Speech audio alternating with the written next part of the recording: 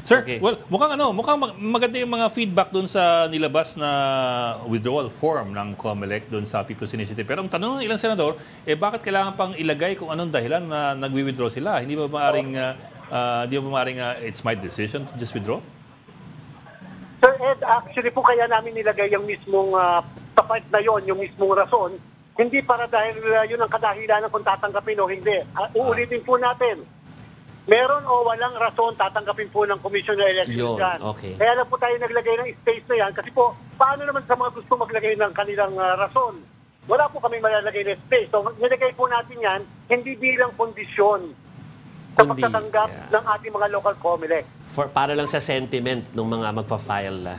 Yeah, In other words, okay. it's only optional. It's para optional. Sa kanila sentimiento. In other words, sir, it is only optional to fill in that the reason for withdrawing the signatures. They don't have to say Ay, opo. why they are. Opo, Sir Ed, kasi in the first place, nung kinuha na naman sila ng signatures o ng pirma, wala namang pong explanation din o kadahilan. Ba't naman natin pahihirapan kung sakaling gusto nila mag-withdraw? Okay. Nga naman. Okay. Ma'am Ami. Pero Chairman, alam ko na, sabi niyo na to dati na wala kayong control sa pirma eh. Ang sabi ng pirma ngayon baliwala daw sa kanila kahit magbigay kayo ng mga withdrawal form. Mukhang tuloy-tuloy pa rin yung signature gathering. Hindi sila mapipigilan ng COMELEC. Tama po ba yan? Naku, Ma'am Ami, alam niyo po, yun po ang kanilang paniniwala. Irerespeto po natin yan dahil tayo naman ay sa COMELEC, nirerespeto lahat ng sides. Kaya lang po, siyempre, kung mangungulekta sila, wala po kaming control talaga doon. Tama po yan. Wala kaming jurisdiction dahil hindi naman namin alam kung anong kadahilan nila sa pagpapapirma. Pero, again, inuulit natin, dahil suspended ang ating rules, suspended ang kahit na anong proceedings, hindi po kami tatanggap ng kahit na ano. Maliban na lang doon sa mga signature forms na yung mga withdrawal forms na amin pong mismo inauthorize para lang mag-form part ng records. Kung sakasakali kasi nagkiklaim na may mga report na mga 8 million signatures na daw na-gather Kung i-verify yun kung dadaan sa proseso ng COMELEC, gaano katagal yon para sa inyo? May verification process. Ang exacto figures po nung tayo huminto ay 8,174,000.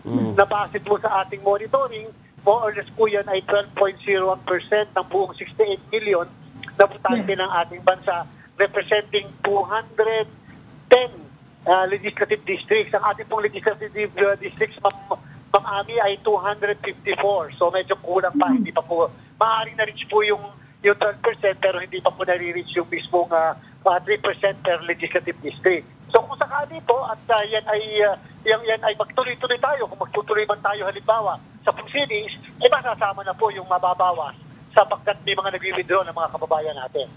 Pero sir, Chair, that's an interesting set of figures. So at least on the surface, pasok na doon sa 12%. At least on the surface, on the surface.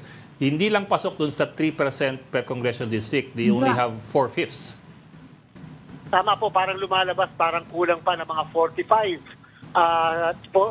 na legislative districts nung panahon na nagkaroon tayo ng paghinto ng proceeding sa People's Initiative. Pero sir, on the other hand, wala naman pong expiration nito mga pirma So, in the event that they do decide to pursue their People's Initiative, they just have to add on to that. Ayaw ko po muna sagutin, Sir Ed, kasi alam niyo kung bakit, Sir Ed.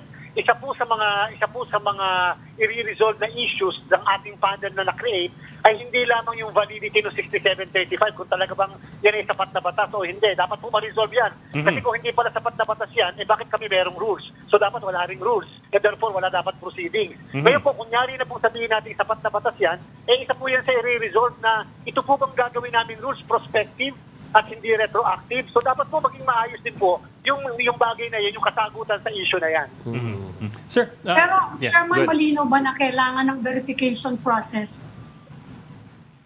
Ay, opo. Kung sakaling i-submit sa inyo. Ang verification process po, Ma'am Ami, ay dapat mangyayari pa kapag kami formal na petition na file. Again, inuulit ko po, lahat ng mga signature forms na meron at nasa COMELEC at yung mga signature sheets na nasa COMELEC, kung sakali pong tayo ay nagtutuloy-tuloy, yan po ay mga mere scrap of papers. Hindi pa po at wala pa pong visa yan sapagkat magkakabisa lang yan kung may formal na petition na ipapile na sa Commission on Election. Sir, pahabol lang, sir.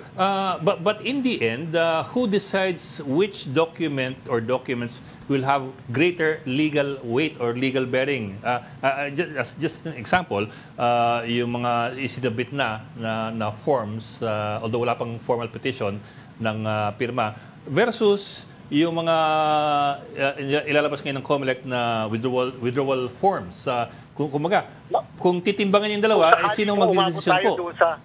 Sa point, kung sakali pong umabot tayo doon sa point ng verification na binabanggit ni Ma'am Ami kanina, ay diyan po papasok yung be-verify isa-isa, tapos titingnan kung yung mismong taong yan ay nag-withdraw base sa signature sa mismong withdrawal form na isinabit po nila halimbawa. At doon, minus ka lang ng minus. At kung yan ay siya ba ay botante o kaya yan ba ay pirma talaga ng botante na yan. Will that be the COMELEC, sir, that will do that? Deducting, kumbaga, if that's the right word for it. Tama po. At kaya po minarapat nating isuspend ng rules sapagkat nakikita po natin yung 2023 rules namin na tayo po'y wala pa doon panahon yon, ay madami pong pagkukulang. Halimbawa po, walang provision, paano yung pagka mag-o-object? Pwede ka ba mag-object sa bawat signature? Pwede mo ba i-question? Pwede bang may watcher o observer during the verification? Paano pag nag-ruling ang election officer namin na yan ay pirma o hindi pirma ng mismong botante? Saan pa paano ang apila? Appeal process. Anong procedure sa pag-appeal? Yan po mga yan, wala po lahat. At alam po natin, magkakagulo lang tayo kapag po yan ay napabayaan namin kung yan ay bakante o hindi nakaprovide sa aming implementing rules and regulations. Sir, that would require, tama ba? That would require a law? Hindi na po. Hindi naman po. Ganito po. Kapag ka 6735, yung pinag-uusapan, yung unang issue, yan ba ay valid na enabling law Apo. sa pagpapatupad ng pagbabago ng saligang batas? Ay kakailanganin po talaga ng isang batas. At tama naman po yung observasyon ng iba na sa bandang huli, the cure is legislation. Pero at kunyari po na wala pa talagang batas, wala rin po yung rules namin. Kasi you can only have an implementing rules and regulation kung ikaw po ay may valid na batas na ipatutupad mo. Yeah. Okay. Interesting, interesting talaga pag-usapan, di ba? Ami, ikaw. may final na ng bill si Ed Salagman, di ba? Na yun daw for People's Initiative. So medyo magulo, baka matcha-challenge pa yun sa Supreme Court eh. Kaya mahaba-haba itong process. Sa bandang huli po, Ma'am Ami, yun nga po yung hinihintay din natin. Kung meron magka-question sa Republic Act 6735 muli, although sabi nga po ng iba, yes, meron na raw po namang Santiago versus COMELEC na decision at pagkatapos meron daw po naman na yung kaso po ng Lambino versus COMELEC. Yung bagay na yan, hanggang ngayon, yan po yung hindi ganun kaliwanag pa o yung sinasabi medyo magkakaiba pang interpretasyon.